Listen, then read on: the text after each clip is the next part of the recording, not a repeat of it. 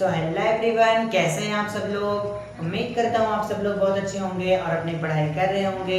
दोस्तों इस वीडियो में हम पढ़ने वाले हैं Newton's third law of motion को। दोस्तों पिछले वीडियोस में हम Newton's first law of motion और Newton's second law of motion को पढ़ चुके थे।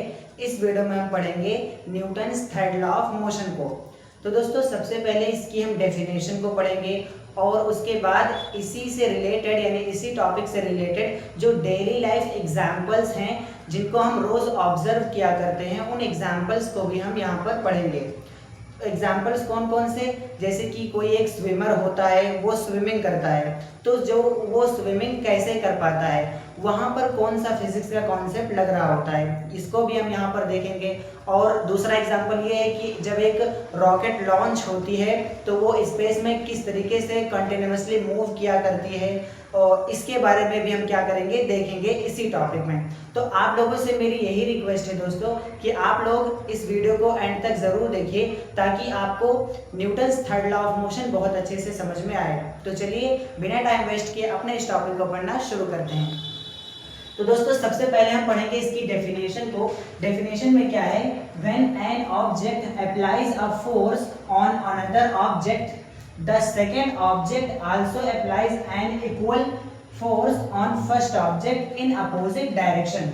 तो दोस्तों इसका डेफिनेशन क्या कह रहा है कि जब एक कोई ऑब्जेक्ट होता है वो किसी दूसरे ऑब्जेक्ट पर फोर्स अप्लाई करता है, तो ये जो दूसरा ऑब्जेक्ट है यानी कि ये जो सेकंड ऑब्जेक्ट है वो इस पहले वाले ऑब्जेक्ट पर भी उतना ही अमाउंट में फोर्स अप्लाई करता है जितना कि पहले ने दूसरे पर किया था। और ये जो फोर्सेस अप्लाई किए जाते हैं वो अपोजिट डायरेक्शन में होते हैं। नहीं समझ में आया ना, फिर से समझिए।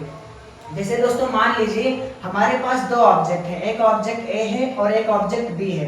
तो दोस्तों जब ऑब्जेक्ट ए ऑब्जेक्ट बी पर फोर्स अप्लाई करेगा तो उसी समय ये जो ऑब्जेक्ट बी होगा वो ऑब्जेक्ट ए पर उतना ही फोर्स अप्लाई करेगा जितना कि ए ने किया था। मान लीजिए ए ने 100 न्यूटन का फोर्स लगाया था ऑब्जेक्ट बी पर, तो ऑब्जेक्ट बी भी उसी समय क्या करेगा 100 न्यूटन का फोर्स लगाएगा ऑब्जेक्ट ए पर। लेकिन दोस्तों ये जो फोर्सेस होंगे वो अपोजिट डायरेक्शन में होंगे, यानी कि ऑब्जेक्ट ए ने इस डायरेक्शन में फोर्स लगाया और ऑब्जेक्ट बी ने इस डायरेक्शन में फोर्स लगाया। तो यही होता है न्यूटन्स का थर्ड लॉ ऑफ मोशन, जिसमें ये कहा गया है कि जो एक ऑब्जेक्ट दूसरे ऑब्जेक्ट पर जब फोर्स लगाता है तो ये जो दूसरा ऑब्जेक्ट होता है यानी कि सेकेंड ऑब्जेक्ट होता है वो पहले ऑब्जेक्ट पर भी उतना ही अमाउंट में फोर्स लगाता है, यानी कि इक्वल फोर्स लगाता है लेकिन अपोजिट डायरेक्शन में फोर्स लगाता है। कौन से डायरेक्शन में? अपोजिट डायरेक्शन में फोर्स लगाता है। अब दोस्तों आप लोगों को यहाँ पर एक बात और ध्यान में रखनी है कि जब फर्स्ट ऑब्जेक्ट ने सेकेंड ऑब्जेक्ट पर फोर्स लगाया तो उसे हम बोलते हैं एक्शन। उसे क्या बोलते हैं? एक्शन। और जब सेकेंड ऑब्जेक्ट ने फर्स्ट ऑब्जेक्ट पर जब फोर्स लगाया तो उसे हम क्या बोलते हैं? रिएक्शन। तो दोस्तों इन्हीं दोनों टर्म्स की सहायता से हम इस Newton's third law of motion की एक शॉर्ट डेफिनेशन ये भी बना सकते हैं, every action has equal and opposite reaction. यानी हर एक एक्शन का इक्वल और अपोजिट रिएक्शन होता है। अब यहाँ पर इक्वल वर्ड क्यों यूज किया गया? क्योंकि फोर्स जो होते हैं वो एक दूसरे ऑब्जेक्ट पर इक्वली लगते हैं, ठीक है। और अपोजिट की वर्ड क्यों यूज किया गया? क्योंकि यहाँ पर ये फोर्स अपोजिट डायरेक्शन में लगते हैं, तो इसीलिए कहा गया every action has equal and opposite reaction. तो दोस्तों ये होता है Newton's third law of motion. तो दोस्तों अब हम पढ़ेंगे डेली लाइफ एग्जाम्पल्स जो Newton's third law of motion से रिलेटेड है। तो दोस्तों सबसे पहला एग्जाम्पल आता है हमारा स्विमिंग का। दोस्तों स्विमिंग में क्या होता है? अ swimmer pushes water backwards and water push the swimmer forward. तो दोस्तों यहाँ पर क्या होता है कि जो स्विमर होता है, जो तैरने वाला होता है, वो वाटर को बैकवर्ड पुश करता है, मतलब फोर्स लगाता है और वाटर को पीछे की ओर पुश करता है। तो उसी समय वाटर भी क्या करता है, इस स्विमर पर फोर्स लगाता है और इसको फॉरवर्ड डायरेक्शन में यानी कि आगे की ओर पुश करता है। तो यहाँ पर जब स्विमर ने फोर्स लगाया वाटर पर तो ये हुआ एक्शन, और उसी समय वाटर ने भी फोर्स लगाया यानी कि पुश किया स्विमर को, ये हो गया रिएक्शन। तो दोस्तों यहाँ पर भी यानी स्विमिंग में भी Newton's third law of motion का कॉन्सेप्ट अप्लाई हो रहा है। ये भी एक एग्जांपल है किसका? Newton's third law of motion का। दोस्तों दूसरा एग्जांपल है रॉकेट लॉन्च का। दोस्तों कैसे एक जो रॉकेट होता है वो अर्थ से स्पेस को जाता है, कैसे वो कंटिन्यूअसली स्पेस में मूव किया करता है, यहाँ पर भी न्यूटन्स का third law of motion he apply होता है।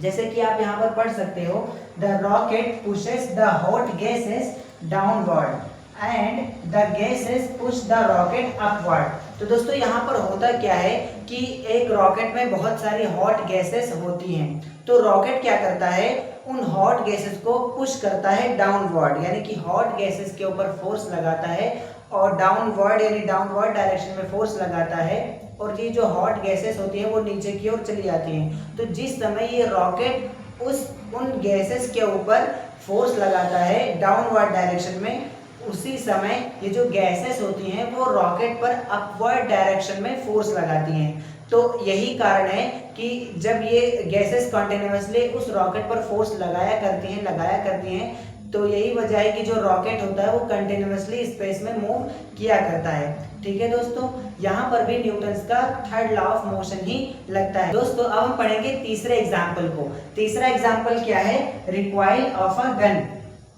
तो दोस्तों इसको तो आपने बहुत वीडियोस में देख ही चुके होंगे आप कि क्या होता है कि जब कोई एक नया व्यक्ति ट्रेनिंग लेने जाता है फायरिंग करने की, तो जब वो फर्स्ट टाइम फायरिंग करता है तो वो गन के साथ पीछे की ओर झुक जाता है, मतलब उसको एक ऐसा झटका लगता है कि गन उसकी पीछे चली जाती है और उसके साथ साथ वो भी पीछे की ओर गिरने लगता है।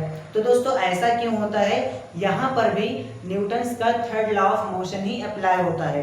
देखिए एक्चुअल में होता क्या है, when a gun applies a force on a bullet then the bullet applies an equal force on the gun, hence the gun moves backward। तो दोस्तों यहाँ पर क्या होता है कि जब गन उस बुलेट पर फोर्स अप्लाई करता है, जब गन उस बुलेट पर फोर्स अप्लाई करता है तो उसी समय वो जो बुलेट होता है, यानी जिसे हम गोली बोलते हैं, तो वो जो बुलेट होता है उसी समय गन पर भी इक्वल अमाउंट में फोर्स अप्लाई करता है। तो जो बुलेट होता है वो तो आगे की ओर मूव कर जाता है, लेकिन क्योंकि बुलेट ने उतना इक्वल अमाउंट में फोर्स गन पर भी अप्लाई किया है, इसीलिए जब गन पहली बार कोई चलाता है या फिर जो नया ट्रेनिंग सीखने जाता है वो गन के साथ साथ पीछे गिरने लगता है, यानी कि वो गन को सही से वो नहीं कैप्चर कर पाता है, तो वो गन के साथ पीछे झुकने लगता है। तो यहाँ पर भी दोस्तों न्यूटन्स का third law of motion he